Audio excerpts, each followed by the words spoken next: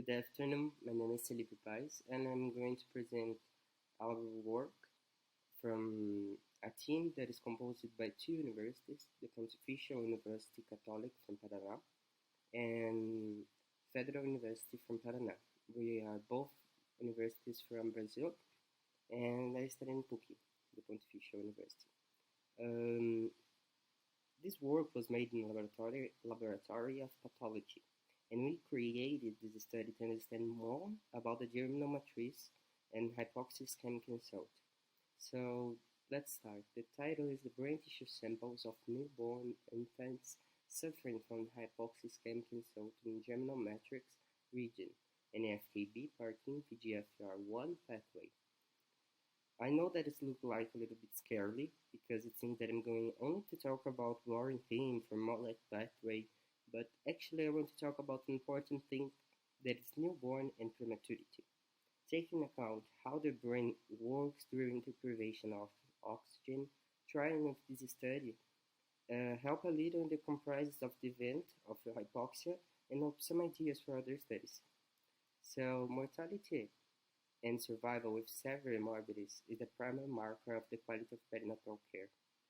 The quality of perinatal care should be a thing, a human right for all of us, but we know that doesn't work like this.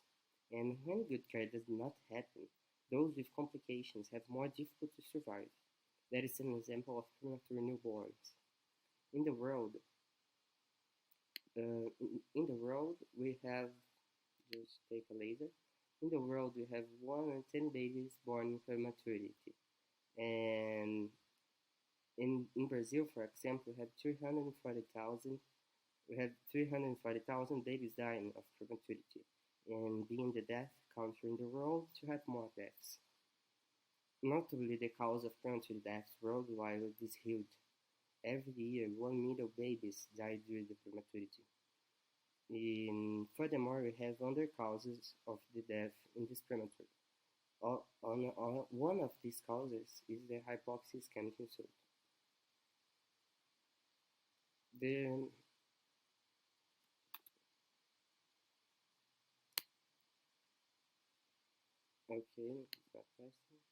hypoxia ischemic insult is one of the main causes of death in prematurity. In the last years, the percentage of premature newborns who died in the gestational period of 0 and 27 days from asphyxia is 24%. And this not considered about is that is only a piece of information taken of us. The data comprises more than 80,000 deaths. And if we interview the data about the other patients, not from 27 days, but the patients with prematurity too, we have a lot of more deaths. So, who died from asphyxia are much more than we know. But we know that asphyxia is preceded by the event of hypoxia ischemic insult that occurs, and we also, when it can happen, there are 3 moments: before giving birth, during conception, and after birth. Before giving birth, we have placenta hemorrhage and maternal hemodynamic instability. During conception, we have uterine rupture and prolonged explosive period and compression of flow in the umbilical cord. Actually, the compression in the umbilical cord is a case that I saw last week in the hospital. I saw a child with 6 years who has problems that I'm going to talk about in the next slides today. But today, unfortunately, he does not speak more and doesn't have movement. It's a case of palliative care. How we know? After birth is hemodynamic complications and respiratory complications. How we know the brain is one of the most crucial organs in the body, and he's a little bit selfish because when we have some suffering, all the oxygen, blood oxygen, and glucoses go to him.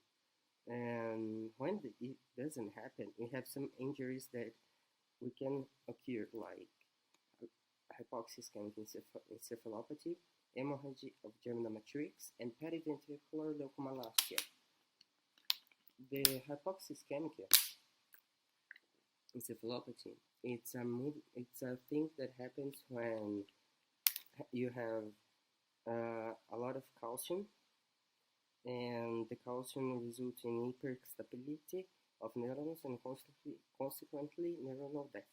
Leukomalacia is a bleeding in the brain's white matter region caused by metabolic disorder, but also is a problem in the vasculature. And one of the announcers of leukomalacia is the hemorrhage in germinal matrix, which is the big star of our work.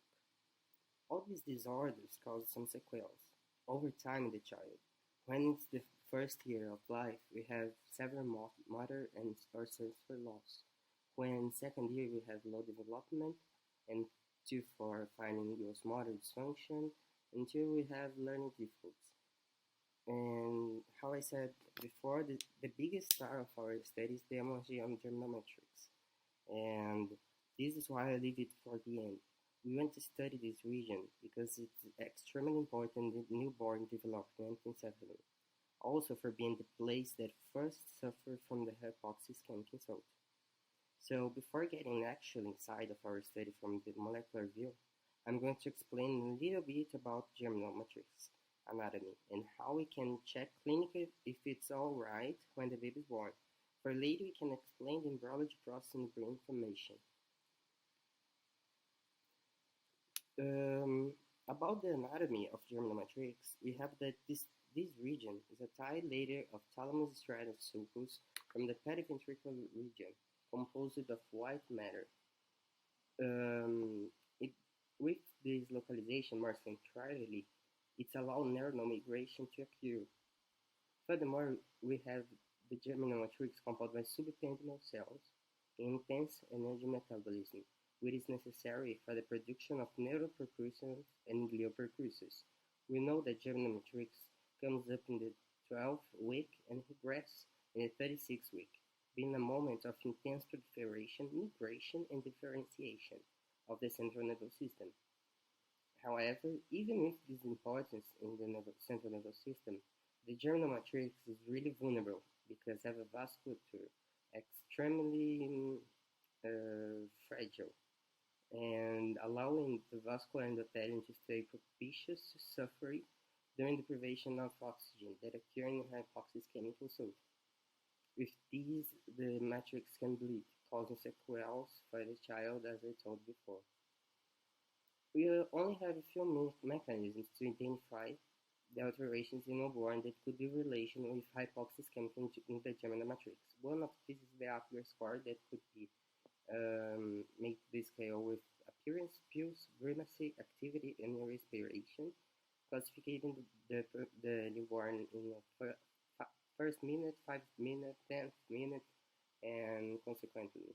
And when the newborn is less or equal 3 in the 5 minute, the Apgar score, we suppose they have a neurological disorder. So actually, after scoring 5 possible brain damage in 5 minutes of life, not only matrix germinative problems. And the score is known to be almost for everyone in the medical area. He evaluates the newborn health in 5 steps. We also have transcontinental ultrasound that can identify hemorrhage in the birth room, but in the most cases it doesn't appear in ultrasound at the first hours of life.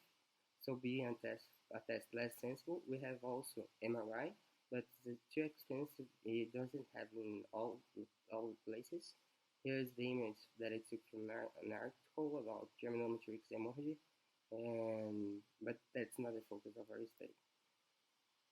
For understand more the brain damage caused by the germinal matrix, that we have to understand the physiopathology of perinatal asphyxia and hypoxia chemical consult in the brain. It consists in 3, actually 4, but 3 is acetotoxic, oxidative stress, and inflammatory response. The acetotoxic caused by not only for this, but primarily for the excess of calcium and activating of NMDA receptor by glutamate, causing neuronal death.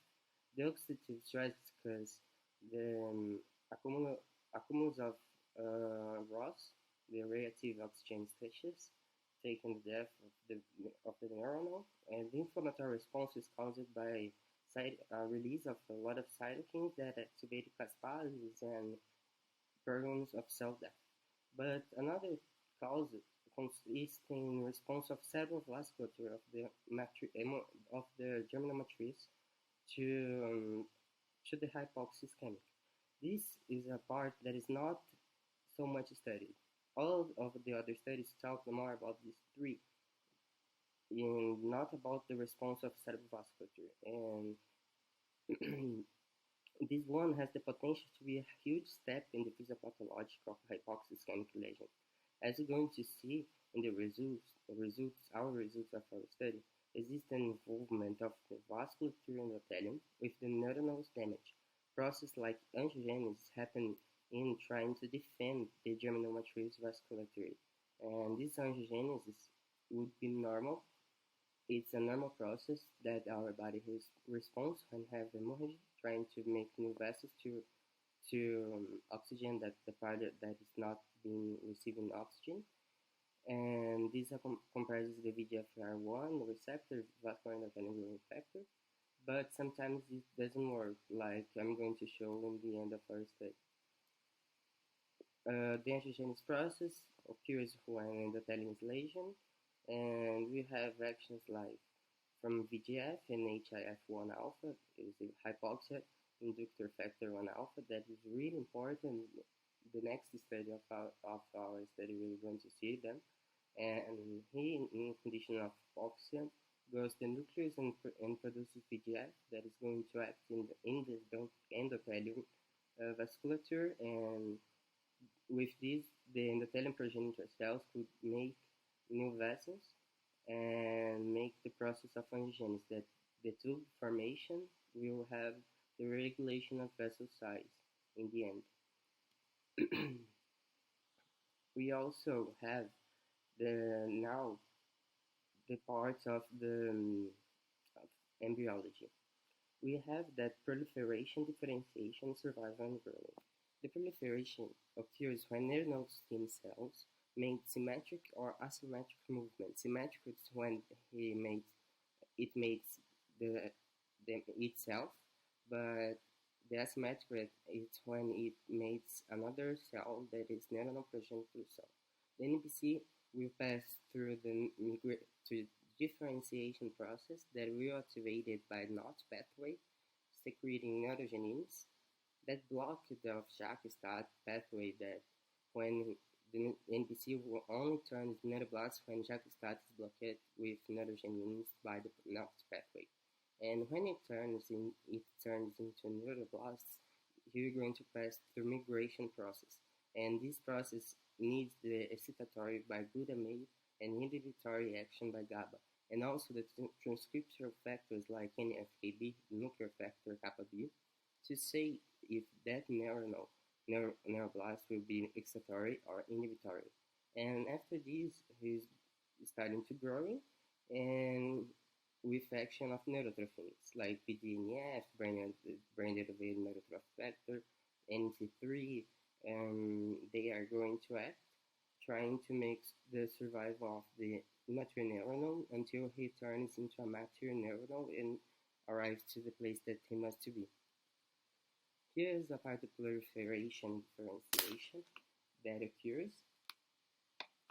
Neuronal stem cells make the symmetric and symmetric process, like I said, and it turns into neuroprogenitor cells, NPC, that will be neuroblasts and glioprogenitors, that will turn into neuronals or oligoneurocytes and astrocytes. The focus of our study is neuronal and astrocytes. Here's a little deeper of the proliferation differentiation. Like you can see, we have neuroepithelial cells turning into neural stem cells that is going to produce neuroblasts. And the thing that I want to show here is that they need the radial glioprogenitor to make the migration through the zones of the germinal matrix, and to go to the cortex, places that they must go. Here's the process of migrations on an image to show that they are going to migration even with under astrocytes process to go to long distance.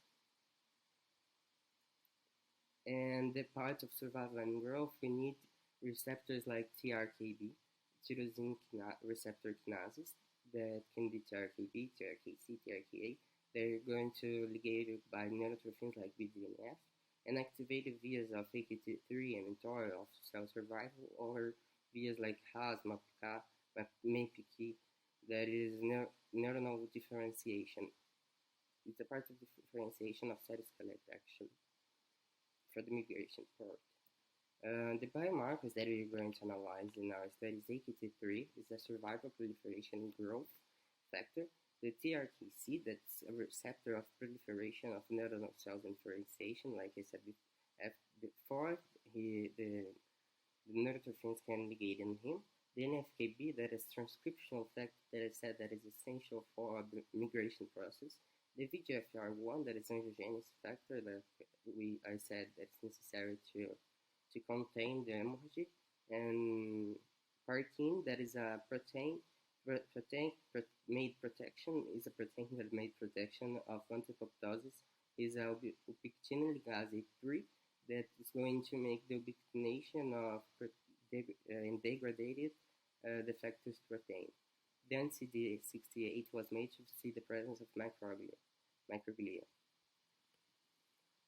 The general objectives of our study was to evaluate the association between clinical signs of risk of hypoxischemic in central nervous system assault and tissue immunoexpression of biomarkers in the germinal matrix of premature and full-term newborns with or without clinical signs of neonatal hypoxia. The specific was to evaluate the immunoexpression of all of these molecules that I said, proteins, in the germinal matrix samples of premature and full terms with or without clinical signs, and analyze the clinical pathological data of the study samples with the finding of immunoexpression, immunohistochemic safety, and associations with diagnostic and prognostic criteria. Our study passed through the ethical committee, and all the family assigned the informed consent form.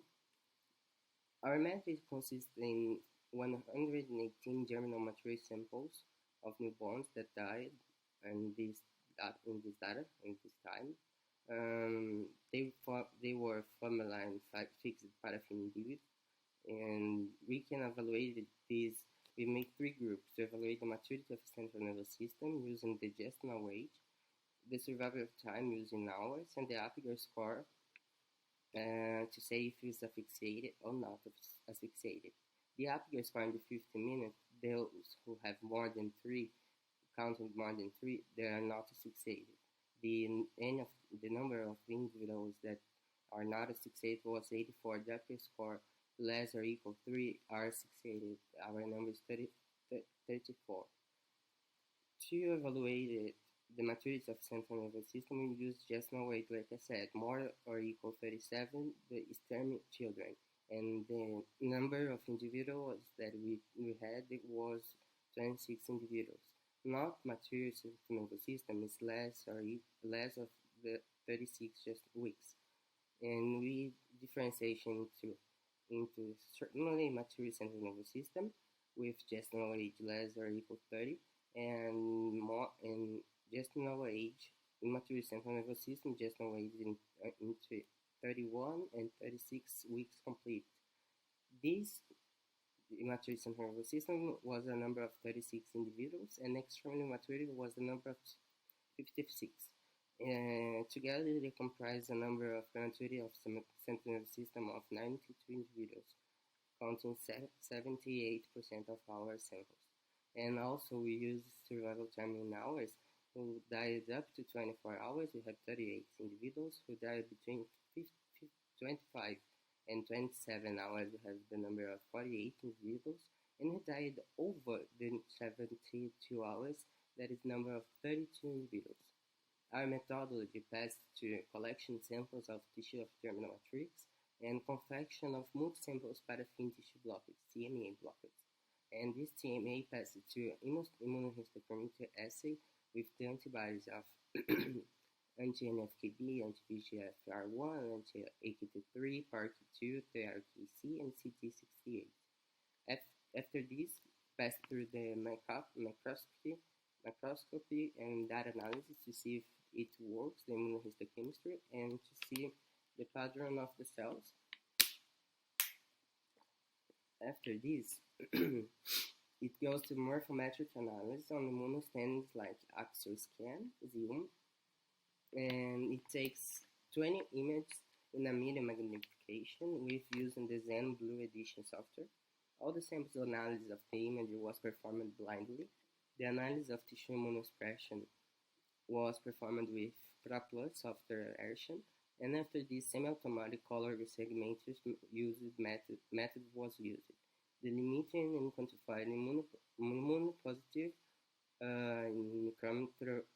micrometers squared, converting into a percentage, and after this goes to statistical analysis. In the statistical analysis, we used qualitative variables and quantitative variables. In qualitative variables, we use the Q-square test. In quantitative variables, the Bonferrones post-hoc non-parametric Wallis method. It's to compare two groups regarding quantitative variables that you student. The results and discussion. Our demographic characters that we used were just no way that actually in weeks asphyxia with the appearance survival time in hours. The others we didn't focus so much. Here is the pathway that we proposed that I'm going to explain in the end of the presentation. The results. The AKT3, a cellular survival proliferation growth factor, he makes higher actually in the central nervous system temperature, and that's why. Because if we think the premature brain immigration is in immigration and proliferative phase. So it requires to survive for growing, and for this, neurotrophins like act by activating indirectly the enzyme AKT3, activation of PI3K.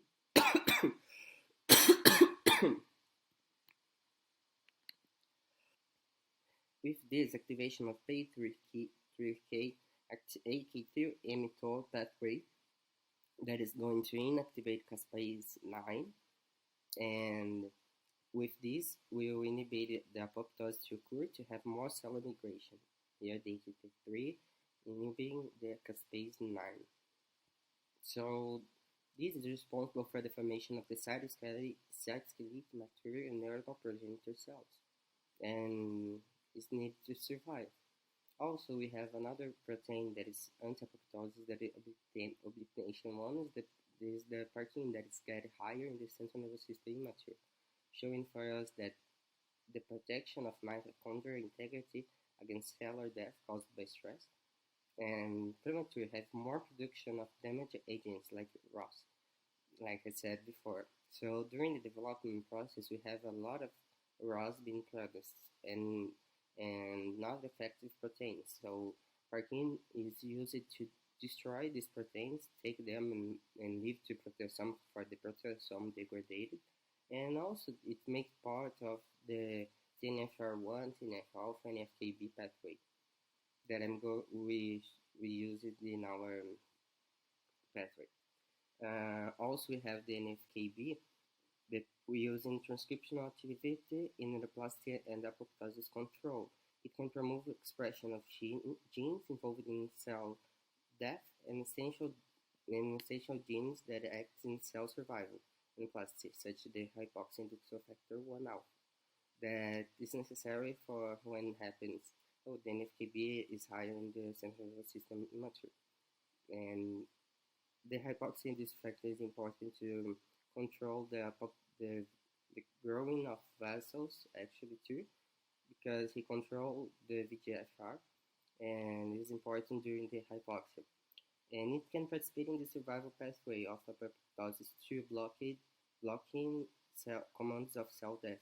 It acts by AKT to induce survival signaling to the nucleus, and Parkin participates in the process to let NFKB be activated. The Parkin go in there and take AKB from NFKB, activating him. It's more expressive in the immature group. That is because transcriptional factor is necessary during the migration process, that as I said before. And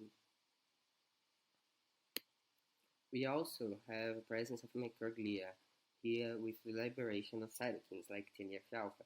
Here is the presence of in premature, and here is the high expressive in full-term newborns.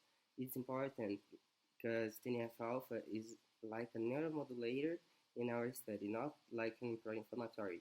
The literature corroborated with us, and some articles said that TNF-alpha like an anti-inflammatory, actually, in the central nervous system sometimes.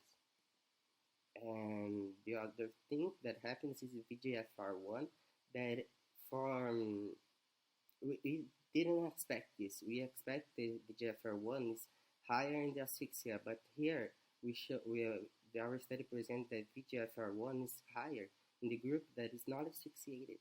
That is because we try to understand this better. And because if have asphyxia, VEGFR1 will create vessels to grow there and make the oxygen of the part of this suffering. But what happens is correlated of temporality of the presence of NFKB. The NFKB gets lower in the lower quantity in those who died less than or equal 24 hours. So the NFKB makes part of the pathway of VEGF.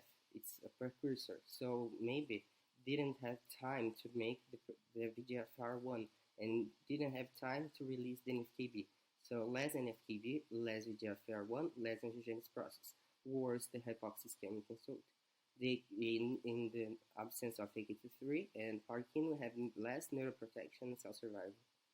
Here is our pathway that when happens hypoxia can consult, we have microglia liberating TNF-alpha that is going to make a neuromodulative factor, liberation Parkin, and Parkin will vaccination.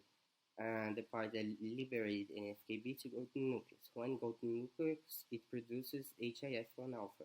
The HIF-1 alpha in the presence of oxygen is degraded. In absence of oxygen, goes to the nucleus and produces VEGFR1 that can make vessels.